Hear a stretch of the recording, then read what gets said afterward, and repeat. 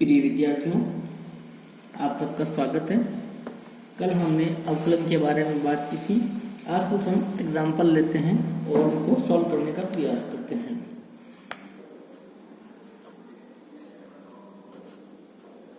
उदाहरण 1 लेते हैं हम।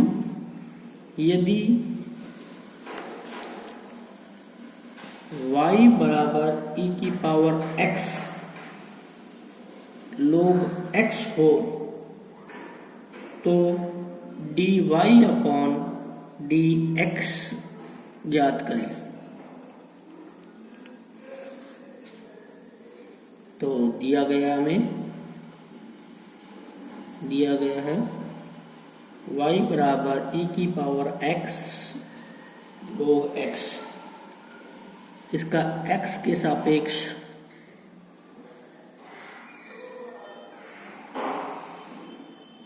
अवकलन करने पर x के सापेक्ष अवकलन कर देते हैं तो dy अपॉन dx बराबर dy dx ऑल का अवकलन।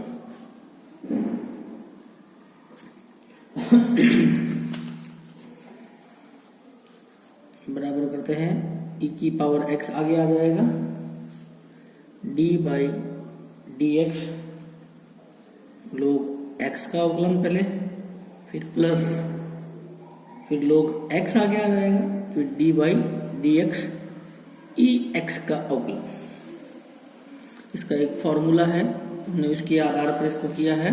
सपोज करो dy dx हमें uv का करना है, तो हम क्या करेंगे, पहले u को आगे ले लेंगे, फिर dy dx हम v का पहले करेंगे, फिर v का आगे ले लेंगे और dy dx u। इस आधार पर हमने इसको हल किया है।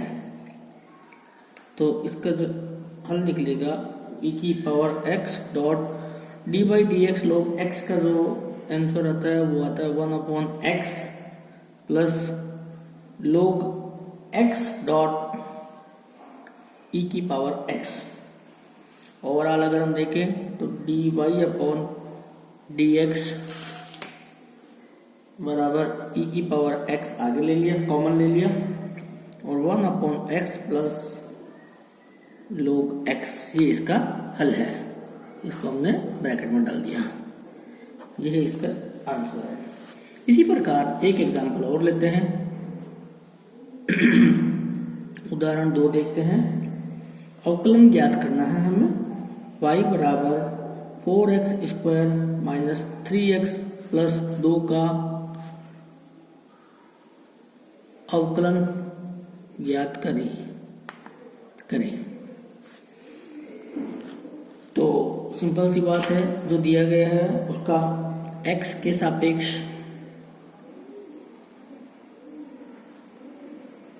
अवकलन करने पर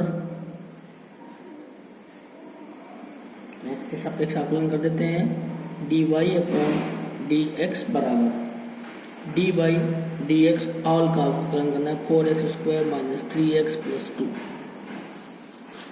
तो इसका भी एक फॉर्मूला है कि यदि d की पावर dx की पावर n हो तो dx बराबर n आगे आ जाएगा x n माइनस 1, जिसको हमने लास्ट वीडियो में हल भी किया था। बहुत ही सिंपल है। तो इसका अवकलन हमें करना है, तो जो पावर होती है वो आगे आ जाती है। x तो कांस्टेंट है, dy dx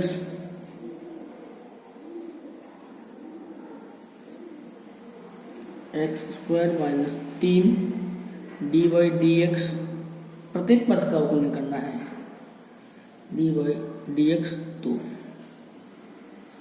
4 कांस्टेंट राशि है, कांस्टेंट राशि को हमने आगे ले लेते हैं अवकलन से पहले, और जो घात होती है उसका हम अवकलन करेंगे। 4 मल्टीप्लाई x की पावर 2 है, x की पावर 2 है, तो फार्मूले के अनुसार अगर हम देखें कि 2 को हम आगे ले लेते हैं तो हमने ले लिया आगे। अब x है, x का x रह जाएगा n माइनस 1, 2 में से 1 गएगा तो 1 रहेगा, तो इसको हमने इस प्रकार हल कर दिया माइनस 3। यहाँ x है, x के आगे 1 है तो वो 1 ही रहेगा, और इसका 2 और 0 हो जाएगा। ओवरऑल हम देखें D Y upon D X बराबर 8x माइनस 3, तो ये इसका आंसर है। इसी प्रकार हम एक अवकलन और करते हैं, उदाहरण 3 है हमारा y बराबर a minus x upon a plus x का अवकलन करें या कीजिए, जो भी है। तो नियम वही है, x के सापेक्ष अवकलन करने पर, तो x के सापेक्ष हम अवकलन करते हैं तो dy अपॉन डी एक्स बराबर dy dx और होल का अवकलन कर देते हैं a minus x upon a plus x. तो इसको अगर हम हल करते हैं तो हमारे पास आंसर आता है a plus x D by D x a minus x minus a minus x D by D x a plus x upon a plus x का स्क्वायर। इसको अगर हम हल करते हैं तो हमारा जो आंसर आता है 1 plus X minus 1 minus a minus X 1 plus का upon a plus X square. जब हम इसको हल करते हैं तो हमारा आंसर आ जाता है dy बाई डी एक्स बराबर minus 2a upon a plus x का स्क्वायर। तो ये हमारा आंसर है। इसके बाद कुछ महत्वपूर्ण सूत्र हैं जो अवकलन से संबंधित है, वो हमें ध्यान होने चाहिए। अन्य महत्वपूर्ण त्रिकोणमितीय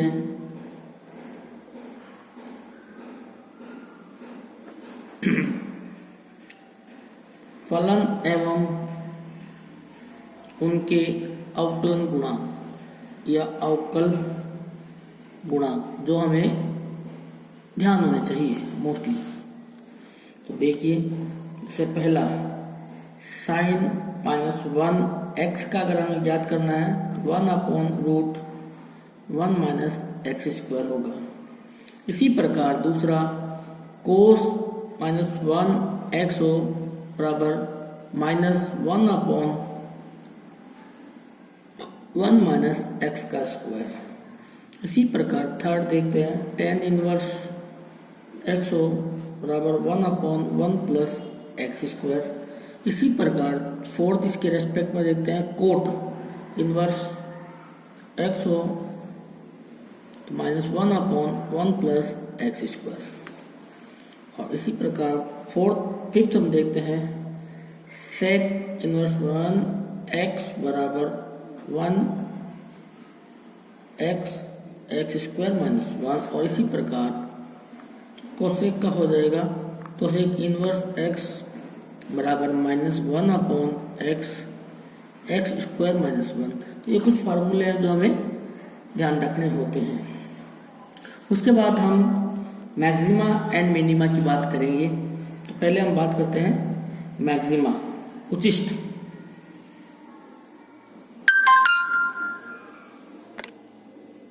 पहले हम बात करते हैं उचिष्ठ की, उचिष्ठ या मैक्सिमा। ये क्या होते हैं?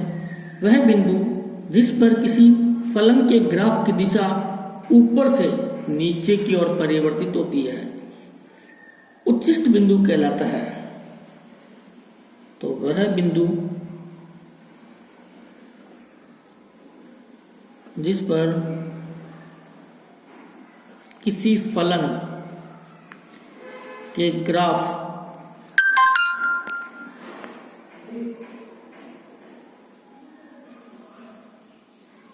की दिशा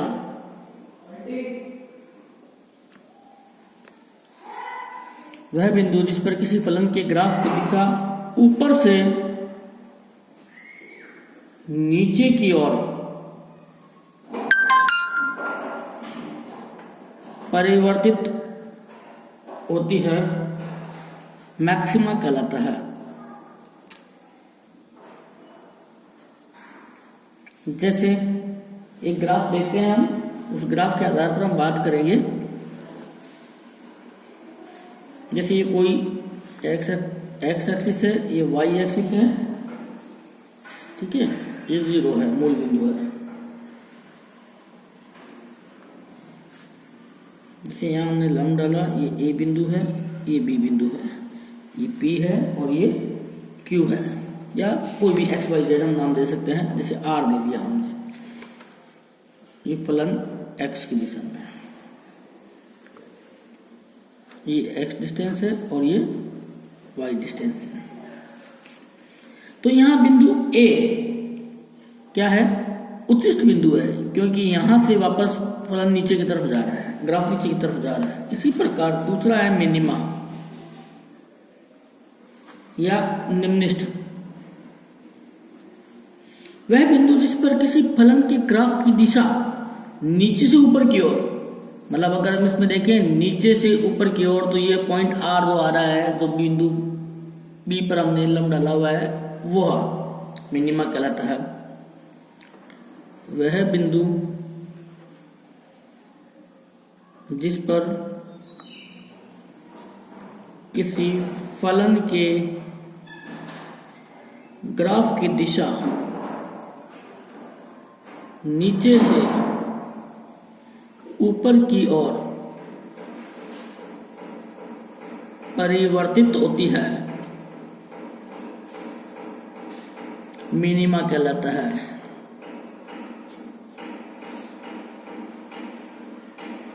बहुत ही सिंपल बात में बताया गया आपको। उसके बाद हम बात करते हैं इसी डायग्राम के द्वारा फलन x का, x बराबर a का मान फलन a निकटवर्ती क्षेत्र में, निकटवर्ती क्षेत्र में x के सभी मानों से अधिकतम होता है। अधिकतम अर्थात उच्चिष्ट है। हमने यहां पे भी देखा या यहां पे भी देखा, तो फलन x का, फलन x का x पर मान f a, फलन a निकटवर्ती क्षेत्र में x के सभी मानों के लिए अधिकतम होता है। इसी प्रकार फलन fx का, इसी प्रकार अगर हम आगे बात करें तो इसी प्रकार फलन x का, x बराबर b, ये जो पॉइंट है इसकी बात करते हैं, का मान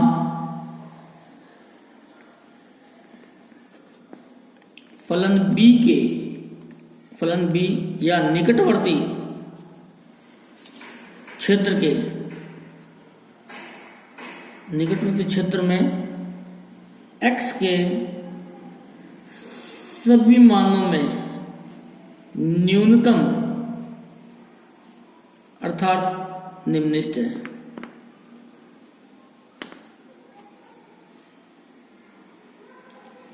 उसके बाद हम बात करते हैं वर्धिमान फलन की, इंक्रीजिंग फंक्शन। वर्धिमान फलन वह फलन जिसका मान किसी अंतराल a b में x की वृद्धि के साथ बढ़ता है, तो वह फलन वर्धिमान फलन कहलाता है। वह फलन जिसका मान किसी अंतराल, जैसे कि हमने एग्जांपल में लिया था a और b में x की वृद्धि के साथ, x में वृद्धि के साथ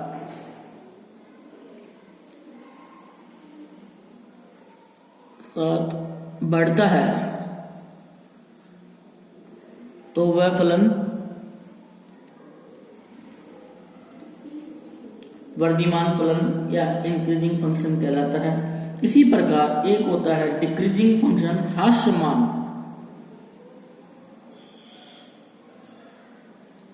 ह्रासमान फलन। जस्ट इसका रिवर्स हो जाएगा। वह फलन जिसका मान किसी अंतराल, कोई भी अंतराल हो सकता है, जैसे हमने ए और बी में x की वर्दी के साथ साथ कम होता है तो वह फलन ह्रासमान फलन कहलाता है। अब कुछ पॉइंट है जो हमें ध्यान होने चाहिए।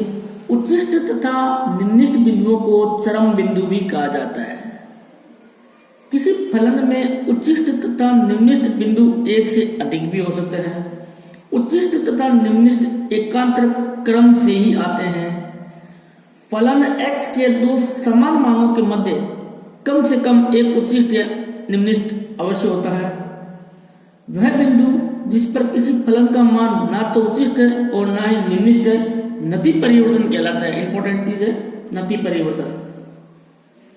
तो इसके मुख्य बिंदु क्या है वो हम देख लेते हैं। मुख्य बिंदु जो हमें उच्चिष्ट और निम्निष्ट के बारे में जानकारी देते हैं। तो पहला तो क्या है, मैक्सिमा और मिनिमा को चरम बिंदु कहते हैं। चरम बिंदु कहते हैं या चरम बिंदु भी कहा जाता है, एक ही बात है। दूसरा, मैक्सिमा और मिनिमा एक से अधिक हो सकते हैं। एक से मोर देन वन हो सकते हैं, एक से अधिक हो सकते हैं। तीसरा, मैक्सिमा और मिनिमा दोनों अल्टरनेट होते हैं, मतलब एकांतर होते हैं। चौथा, फलन x के दो समान मानों के मध्य कम से कम एक मैक्सिमा और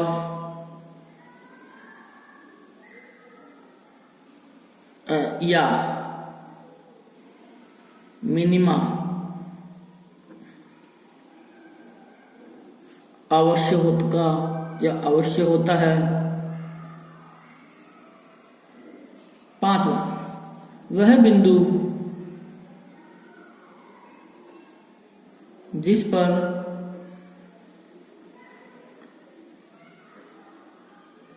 किसी फलन का मान ना तो मैक्सिमा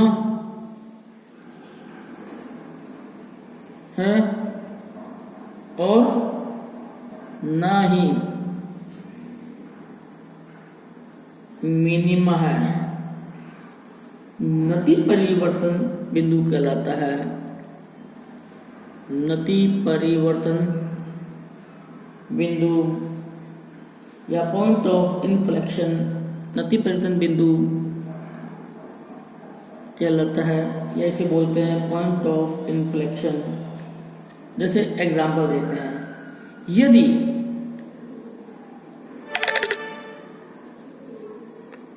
यदि फलन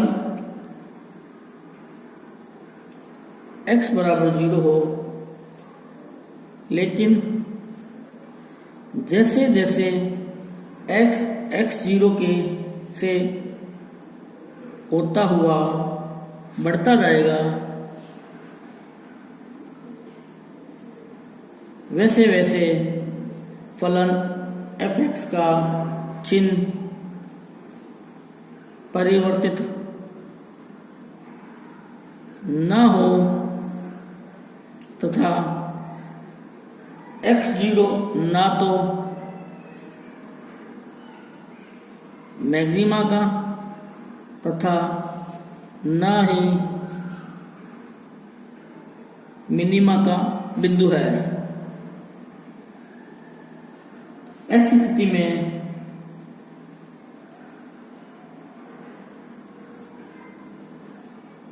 x को नति परिवर्तन बिंदु कहते हैं।